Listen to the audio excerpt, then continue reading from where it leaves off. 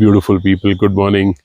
So I'm ready for my morning walk, although quite late. It is a little over 8:30 already.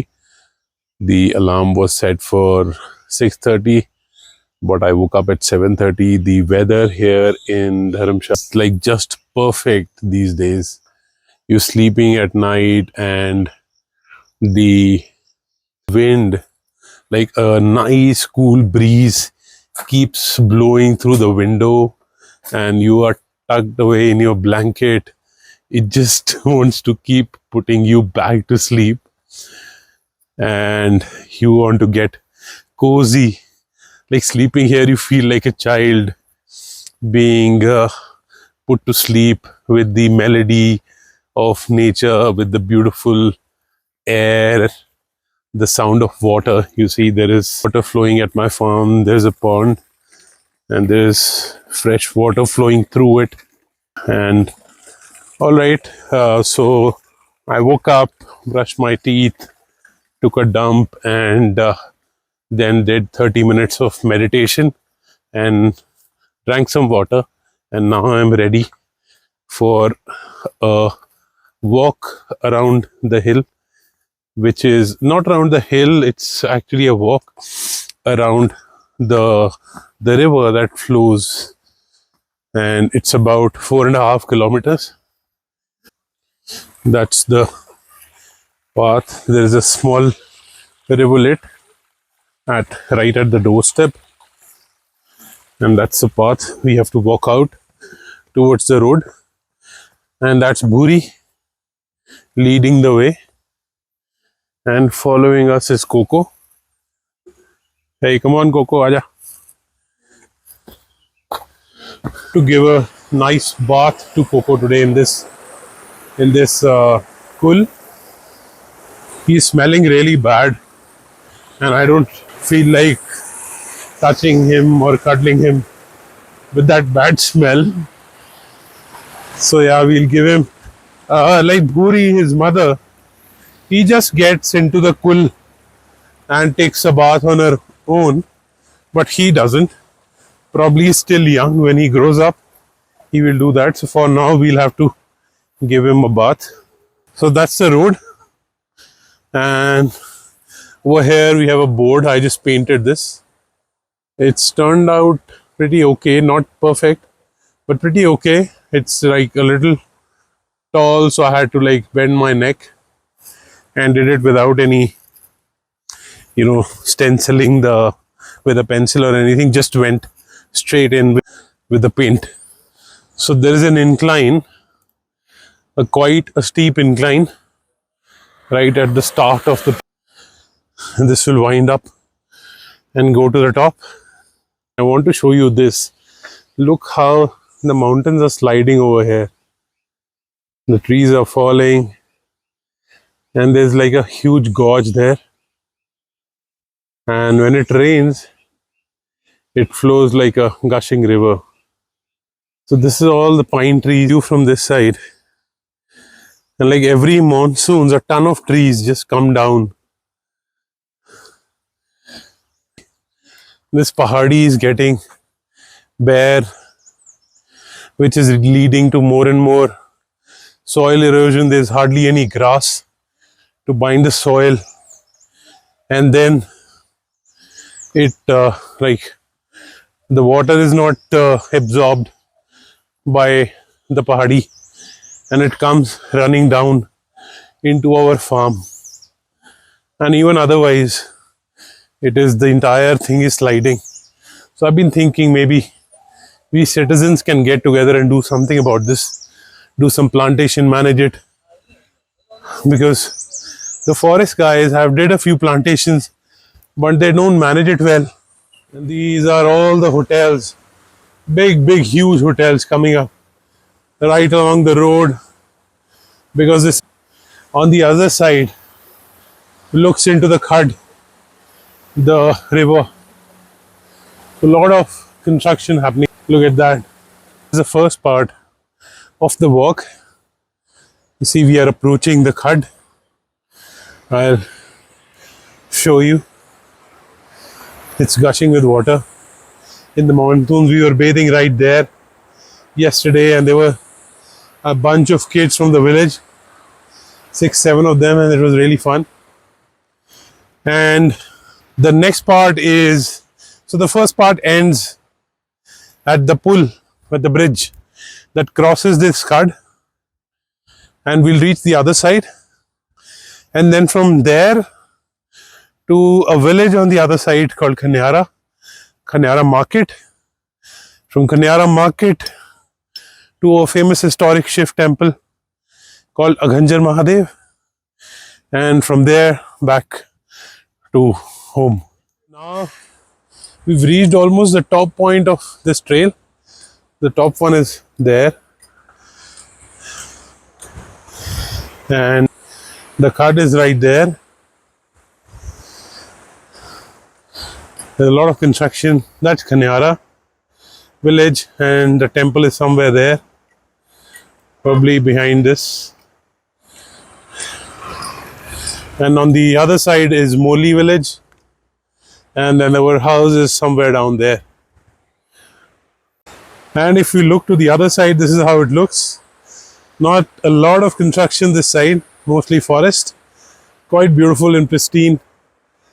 It's difficult to find such places in today's times, because we were in Kalpa and all, even there was construction, big markets.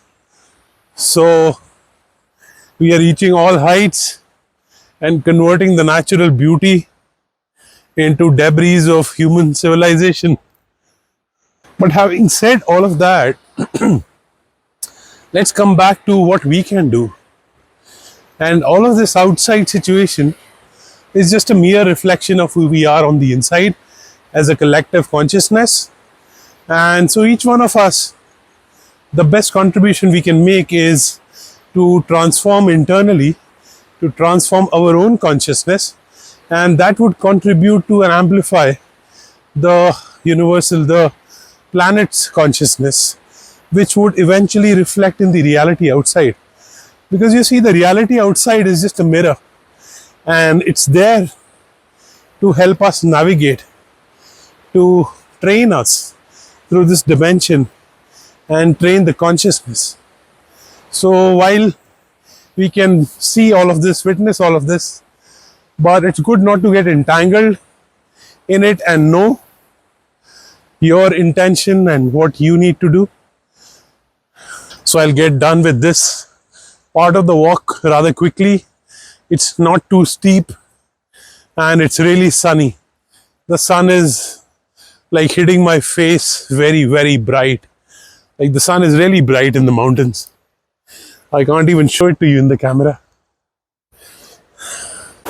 So here we are on the bridge, and look at the serenity of this. It is so beautiful. You can just look, like stare at this water flowing for hours together. It is so meditative. You can meditate on this water, and the mountains gives you so much to meditate on. Just meditate on the chirping of the birds, the sound of water, the wind, the sun setting and rising, the moon at night. Moon at night here at the farm is really special, because since we haven't put too many lights at the farm, it's mostly very dark, so you can really see the moonlight, experience the moonlight. It kind of gives a silvery touch to the entire place, and then when the stars come in, it's like a party at night. All right, so now at the other side of the khad, we can't really see the khad. It's all green. This is what a diverse native forest looks like. You know, even on the other side, some trees are left, but as I said, they're sliding all over. These are not all pine trees. They are diverse native tunni and pajja and all of that. And these trees make for a really healthy, thriving, abundant forest. They feed each other, they keep each other thriving and alive like a family. But the species brought from outside and just planted by the thousands or the millions, they've destroyed the ecosystem, especially pine. And it's been majorly planted for lumberwood by the Firangis, the Angrez, the English people. They did a lot of good work as well, like all the roads, the rail network. But then this is like the other side of industrialization. We are enjoying all of that. Like there's no problem in enjoying it. But when it gets out of balance, that's when the issue starts to crop. So now I'm going to approach the Canara market. A few easy sprints in between.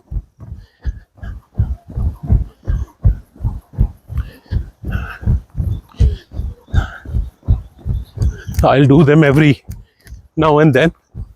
There's the road we came from. That's the incline.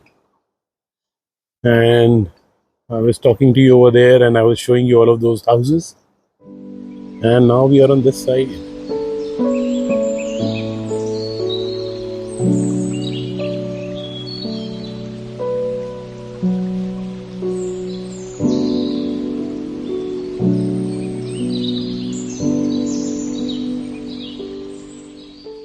And let's get some push-ups in while we are walking.